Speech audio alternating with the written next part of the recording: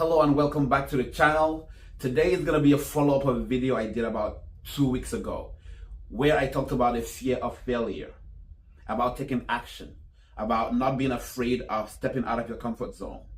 And it's so fascinating because, in the course of filming that video, I was literally experiencing what I explained in the video. What I noticed, and the bulk of what I talked about was take action, because failure is not, the end is not a description of what you are capable of. It's not the end.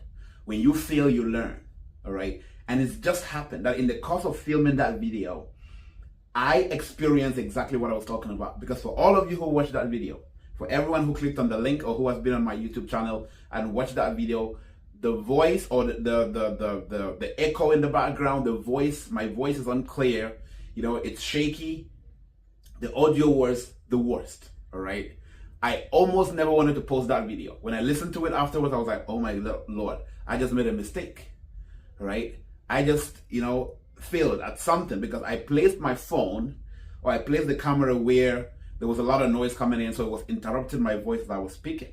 So when you listen to that video or watch that video, all you hear is my voice coming in and out, almost impossible to hear everything I'm talking about. But I posted it intentionally. I posted it intentionally to demonstrate exactly what I was talking about. That there are times you fail, but the main purpose is not the failure itself. It's the fact that when you fail, you learn. Now I know from that experience that if I want my voice to come out as clear as you're hearing me right now, if I don't want to repeat the same mistake, all I need to do is learn from the mistake I already did. So that was something I failed at, all right? But I didn't go say, oh Lord, I failed, blah, blah, blah. No, I said, okay, now I know one way never to place my camera.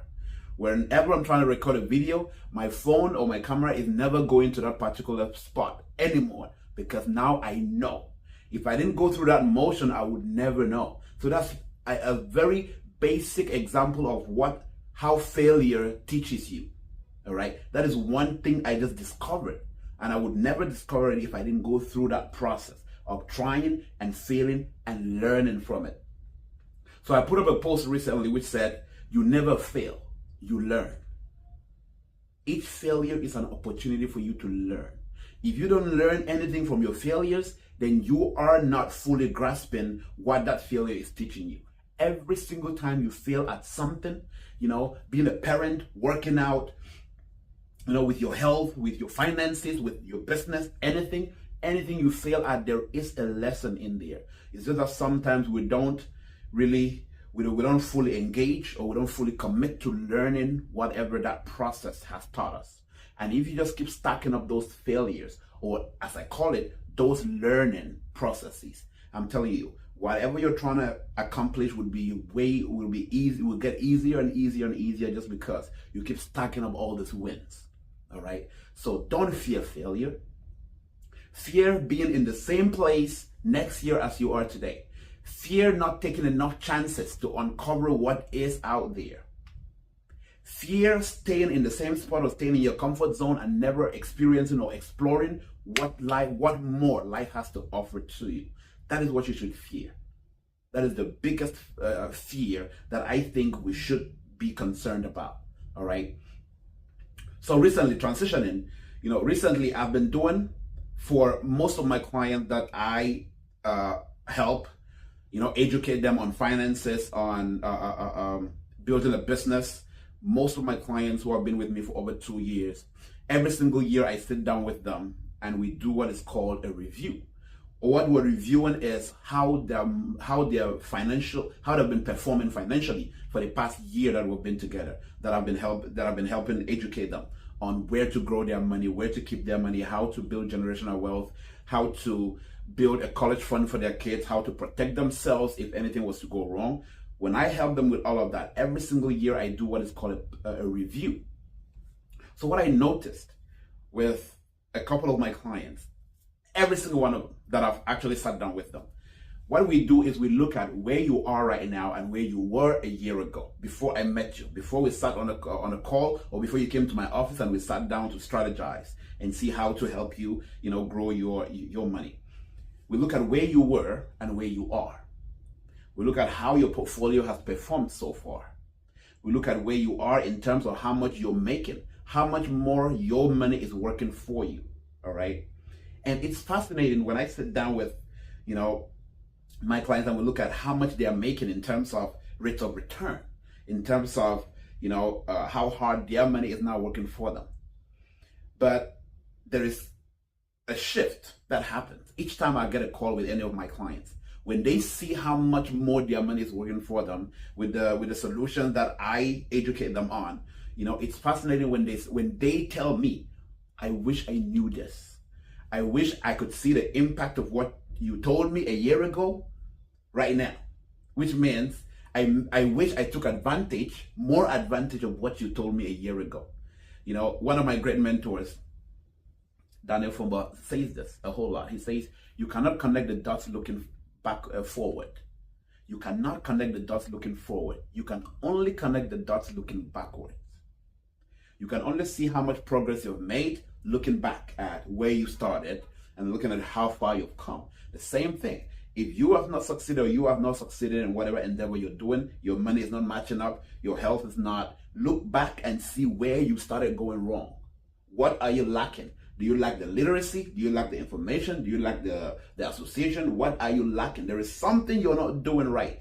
And that includes me. When I'm failing with my finances, when I'm failing with my health, when I feel heavy, when I feel weak, when I feel, unmotivated or not motivated, when I feel stressed, when I feel something, if I look back, there is an origin from where that started. And all I need to do is connect the dots. If that is the cause, if that is the main reason why I'm financially stressed right now, if that is the main reason why I can't meet up with my bills right now, all I can do is start correcting, start implementing solutions to it. Start putting, plans together to make sure that the next 12 months is not going to be the same as the last 12. So it's never too late. Start where you are with what you have and figure it out. All right. So in my opinion, knowing what I know right now and reading the books I've read and being exposed to the kind of financial information that I have been exposed to, in my humble opinion, if your money is not working hard for you, if your money is not giving you a rate of return of at least 4% and up, given inflation, of course, you are losing money. And these are very basic things we can correct, we can fix. If your money is sitting in a bank account, in a savings account, in a 401k, in a checking account, with a credit union or Njangi or Susu or Chama or whatever, if it's not growing by at least 4% a year, you're losing your money. And I mean that literally. You are literally losing your money, either to inflation or to the fact that, the value of your money is depreciating every single day. So what do we have to uncover? Where can I grow my money using the most tax efficient methods and using the highest rates of return? Because that is exactly what successful people have figured out how to do. So I'm going to implore you, seek information that is going to help you grow, that is going to, help you elevate or improve your, especially financial, goals. And so there's a whole lot we could cover, and there's a whole lot I'm going to be covering, but I've recommended this book a couple of times, and I still keep recommending it. In my opinion, it's one of the simplest books to read on finance. It's well written. It's written in cartoon form or very simple English that even kids can understand it.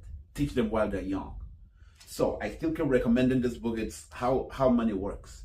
Basically knowing what compound interest is, what inflation is, knowing what taxes, or how taxes actually work.